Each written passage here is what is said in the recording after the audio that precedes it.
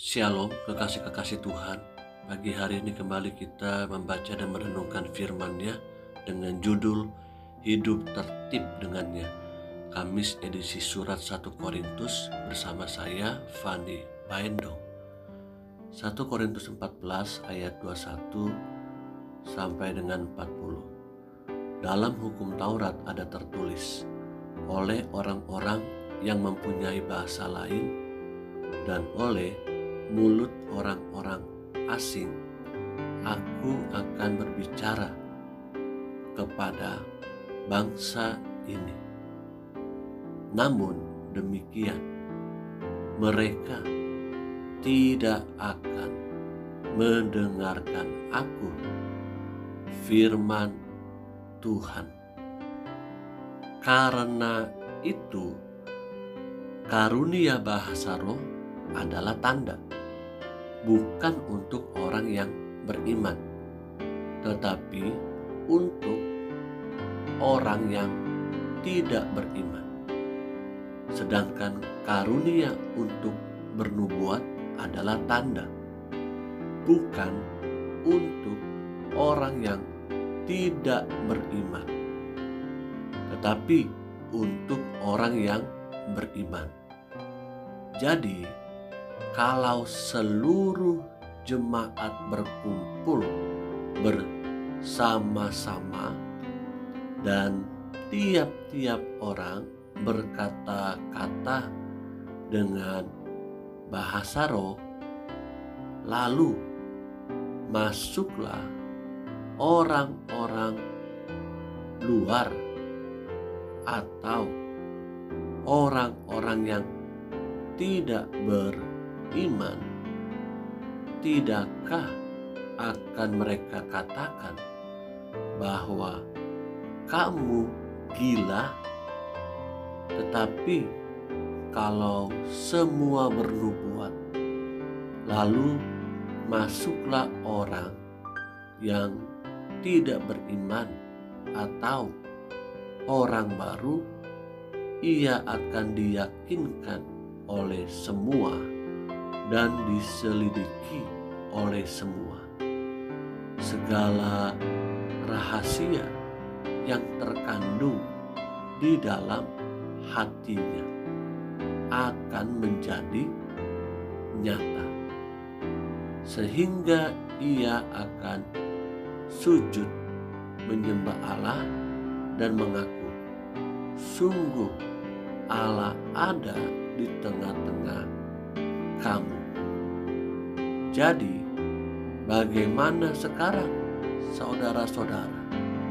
Bila mana kamu berkumpul, hendaklah tiap-tiap orang mempersembahkan sesuatu, yang seorang mazmur, yang lain pengajaran, atau penyataan Allah, atau karunia bahasa roh, atau karunia untuk menafsirkan bahasa roh.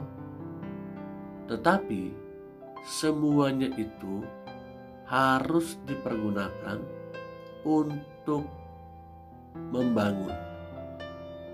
Jika ada yang berkata-kata dengan bahasa roh, biarlah dua atau sebanyak-banyak ketiga orang, seorang demi seorang, dan harus ada seorang lain untuk menafsirkannya.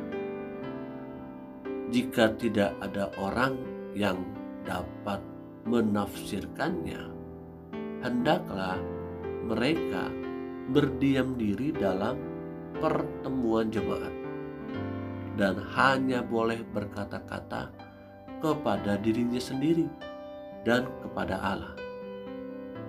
Tentang nabi-nabi, baiklah dua atau tiga orang di antaranya berkata-kata, dan yang lain menanggapi apa yang mereka katakan. Tetapi jika seorang lain yang duduk di situ mendapat penyataan, maka yang pertama itu harus berdiam diri, sebab kamu semua boleh bernubuat seorang demi seorang, sehingga kamu semua dapat belajar dan beroleh kekuatan. Karunia nabi takluk kepada nabi-nabi, sebab Allah tidak menghendaki kekacauan, tetapi damai sejahtera, sama seperti dalam semua jemaat orang-orang kudus. Perempuan harus berdiam diri dalam pertemuan jemaat, sebab mereka tidak diperbolehkan untuk berbicara. Mereka harus menundukkan diri, seperti yang dikatakan juga oleh hukum Taurat.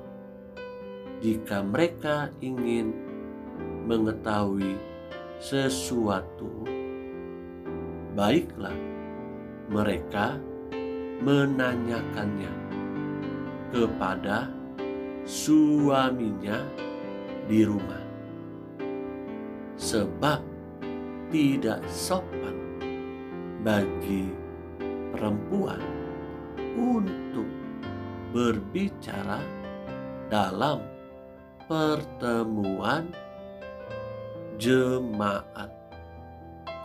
Atau adakah firman Allah mulai dari kamu, atau hanya kepada kamu sajakah firman itu telah datang? Jika seorang menganggap dirinya nabi atau orang yang mendapat karunia rohani, ia harus sadar bahwa apa yang kukatakan kepadamu adalah perintah Tuhan. Tetapi jika ia tidak mengindahkannya, janganlah kamu mengindahkan dia. Karena itu, saudara-saudaraku, usahakanlah dirimu untuk memperoleh karunia untuk bernubuat, dan janganlah melarang orang yang berkata-kata dengan bahasa roh, tetapi segala sesuatu harus berlangsung dengan sopan dan teratur. Kekasih-kekasih yang Tuhan Yesus rindukan, renungan hari ini kembali mengingatkan saya dan saudara betapa jauh lebih penting di dalam persekutuan kita dengan saudara-saudara seiman adalah untuk dapat saling membangun, baik ketika kita sedang bernubuat, sedang berbahasa roh, baik ketika kita sedang mengajar dan melayani dan banyak hal. Ingat baik-baik, dasarnya adalah untuk bersama-sama hidup tertib dengannya dengan saling membangun, bukan saling menjatuhkan, bukan saling membanggakan diri sendiri, tetapi saling memperlengkapi sebagai saudara-saudara seiman. Itu jauh lebih indah di hadapan Tuhan, dan itulah kerinduannya bagi kita semua. Tuhan Yesus memberkati. Amin.